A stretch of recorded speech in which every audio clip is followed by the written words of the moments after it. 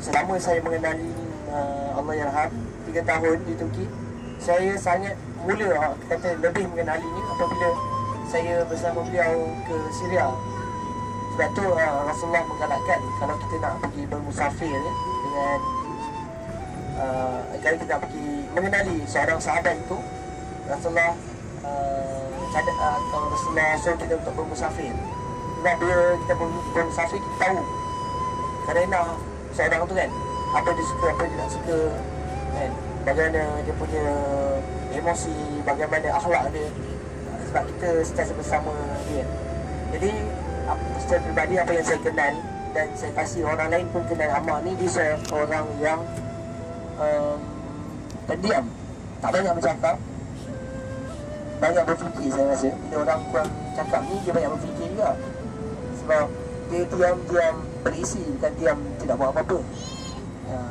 Jadi pengalaman saya dengan beliau ke Syria tu satu misi lah, misi kemanusiaan, untuk melihat projek rakyat Malaysia di Syria, iaitu projek tenaga dan juga projek kilang roti.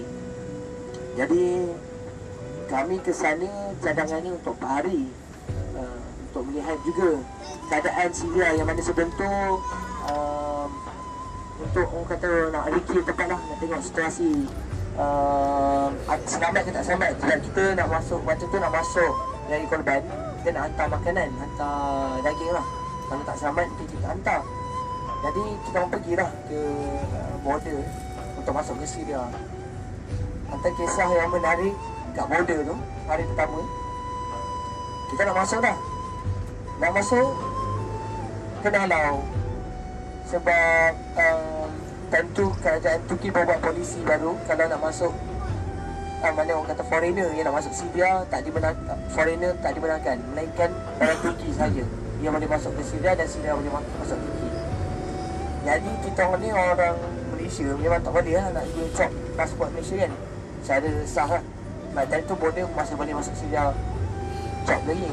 Sebab yang jaga border tu askar ni kan, askar Syria, askar FSA, Free Syrian Army. Jadi time tu dah tak boleh, kita orang cuba ikut laluan pos kerajaan Turki lah, askar Turki.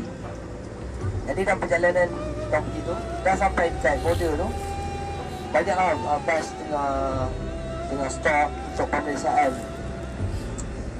Jadi kita pun stop,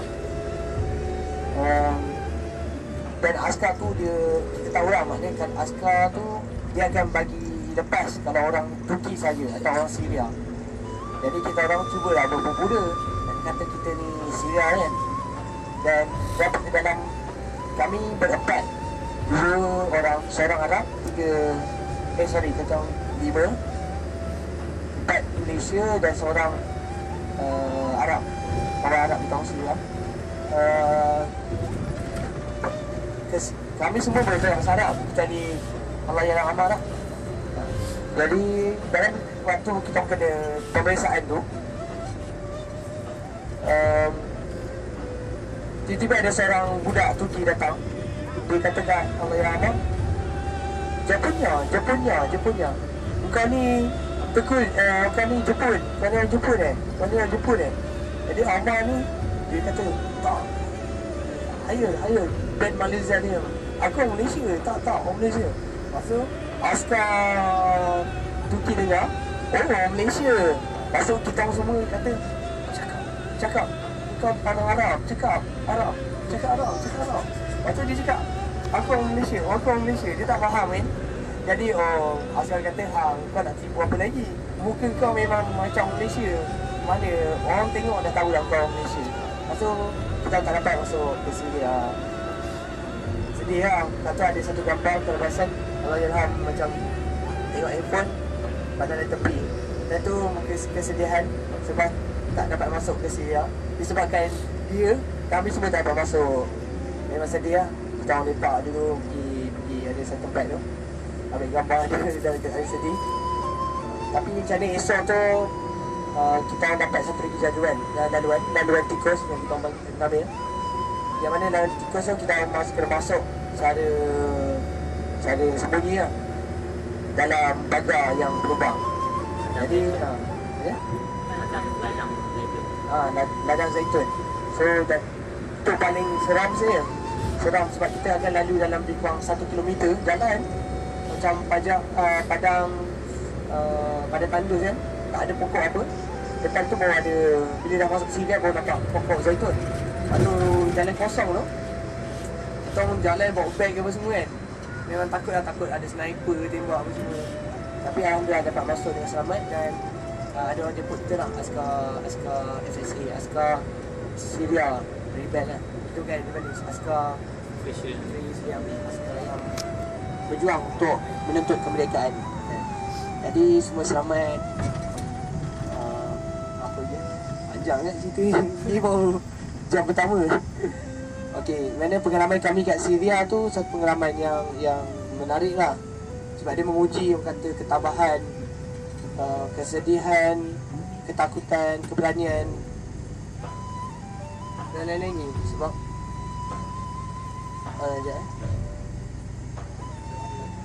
sebab apa? Sebab kat Syria tu kita tak sangka, kita ingat masuk border, kawasan campsite je. Dan sekali askar tu bawa kita ke satu bandar namanya Idlib.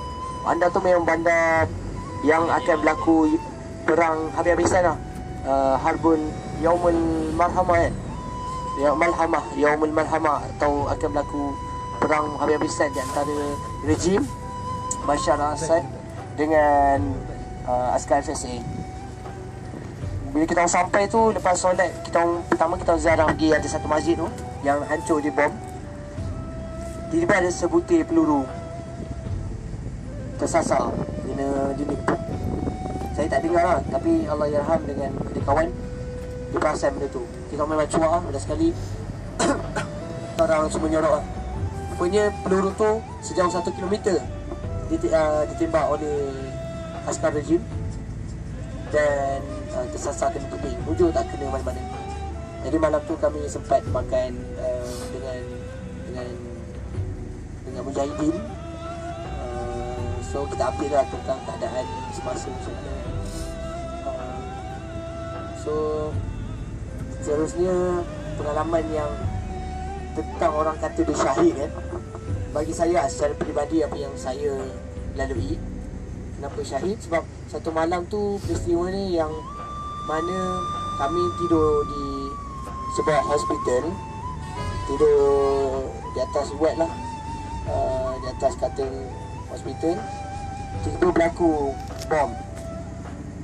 Gegaran tu terasa lah sampai ke tempat kami. So kita tak pernah berada dalam medan. Bayangkanlah, kita selesa semua ni, tak pernah rasa bunyi bom. Tiba-tiba jatuh bom yang gegar macam tu. Memang terkejut, bangun lah. Lepas tu nasib askar kata okey, selamat dia, tak ada apa-apa. Benda ni jauh dia semua kan. Jadi kita bangun tak ada buat apa. Tak ada macam nak tidur. Lepas tu Amar sempat cakap saya tak ingat apa kata dia tepat, tapi bunyi dia macam Zat, relax lah. Kalau kita syahid, kita syahid lah sama-sama kan. Macam tu lah bunyi dia, lebih kurang. Saya tak ingat. Bila dia kata tu lagi lah takut, memang tak boleh nak tidur lah. Nasib 2 butir bom je jatuh. Tapi menakutkan lah. Dan tu memang kita ingat, ya Allah, matilah aku dalam syahid kan. Memang time tu kita minta betul-betul. Sebab kita berdepan dengan orang kata maut kan. Anytime maut yang kita rasa begitu dekat. Walaupun maut, ajal ni boleh datang anytime. Tapi time tu kita rasa kena prepare ni. Kalau aku mau datang kat sini nak tengok tempat dia, bukan nak pergi jihad. Apa yang salah niat? Kena bom mati kata kan. So time tu kita tajdid niat, atau kita perubahan niat bahawa tak apalah, kita berserah. Kalau ini tak ada kita syahid lah. Lepas tu alhamdulillah tidur. Dan keesokan paginya subuh, saya sedar Amar dah masuk dalam bilik air, dah mandi semua kan, siap. Saya kata awal bila Amar mandi takut sangat dengan bom lah. Oh dia senyum je. Lepas tu kita tak faham kan. Lepas tu lepas solat subuh, Zat dia cakap dengan saya, dengan Abang Syahid, tadi mimpi gila lah, mimpi cara dia kau gila lah, mimpi yang lain macam mimpi yang tak pernah ada rasa. Dia kata dia bertemu dengan bidadari. bidadari pula. Allah, kita tergelak lah bidadari. Kita senyum je lah kan. Tapi dia kata betul lah, dia rasa mimpi yang lain macam. Tapi kita faham lah apa makna dia kan. Lepas tu kita gelak sebab dia bangun awal pagi pergi mandi kan. Baru kita tahu. Boleh dia senyum dia. Dia mimpi dia bidadari. Pendek ceritanya, waktu perjalanan pulang, kita orang bertemu, kita orang naik ambulans. Dan dalam perjalanan tu selamat je lah. Ada dua askar, seorang tua, seorang muda. Saya tanyalah pada dia, kenapa kau nak menyertai peperangan ni? Kenapa tak jadi atau tak pergi tempat lain je? Dia kata, bukan soalannya kenapa? Saya tanya dah kahwin ke belum?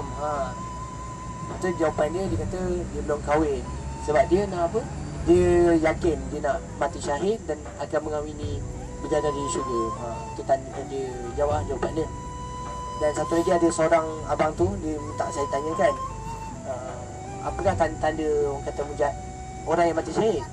Itu yang seorang askar tua ni, dia kata, dia bawa cerita lah, ada satu kawan dia tu pergi berperang. So kawan dia tu tak silap dia kena bom badan dia lah kan, bom badan dia ataupun dia kena bom. Tapi sebelum bom tu meletup, dia kata dia nampak bidadari. Lepas tu baru meletup, baru badan dia meletup. Kena bom atau dia bomkan badan, tak pasti. Dan orang kata mujahidin tu kata lah, inilah tanda-tanda orang syahid. Dia nampak bidadari sebelum dia mati. Lepas tu kita orang tengok Amar, kau balik kena jadi syahid Amar. Kita memang main-main lah. Jangan cakap tu aku nak balik dengan selamat tu. Jadi saya saja buat cakap macam tu kan. Alhamdulillah balik dengan selamat semua. Dan tak sangka saya dapat berita yang dia dilanggar. Kita expect dia langgar aksiden ni kan. Dan sekarang dapat berita bahawa Allahyarham kena langgar dengan ambulans dan telah kembali kepada menghadap ilahi. Memang satu orang kata perasaan yang tak pernah saya rasa, walaupun relatif saya, walaupun kawan-kawan yang pernah meninggal. Tapi Amar ni, walaupun saya pribadi, saya bukanlah teman rapat sangat, tapi perasaan tu mungkin kami komuniti yang kecil, kita terasa memang kehilangan lah. Dan bila tengok wajah dia macam ni Amar ni, semua kawan kata Amar tidur lagi ni. Kita sedih kan sebab lepas tu tengok Amar macam ni. Kak Amar biasa datang rumah kita orang, dia tidur, datang untuk rehat. Dan dia tinggal tempat lain, tapi selalu kerap lah di rumah kita orang. Dan sekali dapat berita dia kena langgar dengan ambulans. Mana tak sedih bila saya teringat balik pengalaman naik ambulans, and then orang kata syahid, tiba dia meninggal macam ni. Lepas tu yang tentang yang disahkan oleh ulama kat sini, yang dia syahid, batu dia dimandikan. Dia dimandikan, memang keadaan dia berpeluh. Dan ulama Syed Nuri tu mengatakan dia syahid. Dan ramai, saya tak tahu lah tu ulama tu kata, tapi saya sebab pengalaman peribadi dengar kisah-kisah tu, boleh relate kan macam saya yakin lah mungkin dia mati dalam keadaan insyaAllah husnul khatimah. Jadi itulah pengalaman saya dengan Allahyarham.